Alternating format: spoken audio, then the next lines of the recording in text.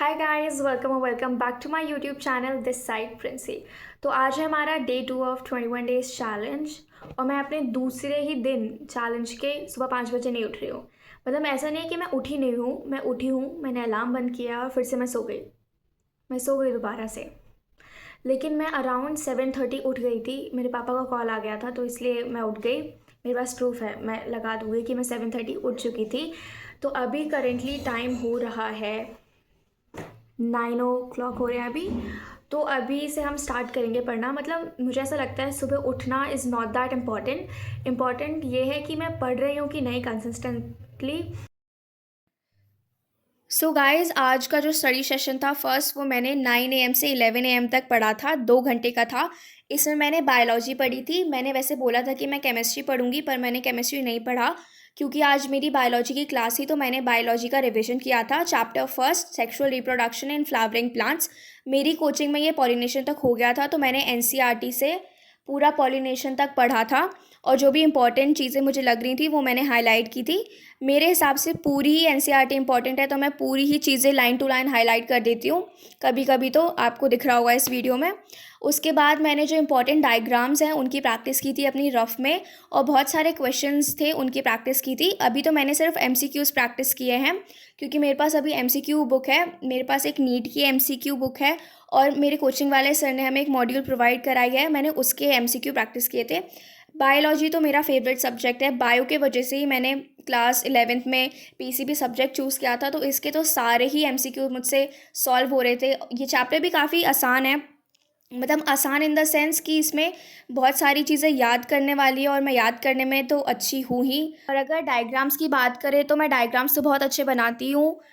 आपको लग रहा होगा कि मैं अपने मुंह से अपनी तारीफ़ कर रही हूँ, बट क्या करें, कोई तारीफ़ करने वाला है नहीं ना। आपको भी करनी चाहिए अपनी तारीफ़, काफ़ी अच्छा लगता है अपनी तारीफ़ करके और मोटिवेशन भी मिलती है।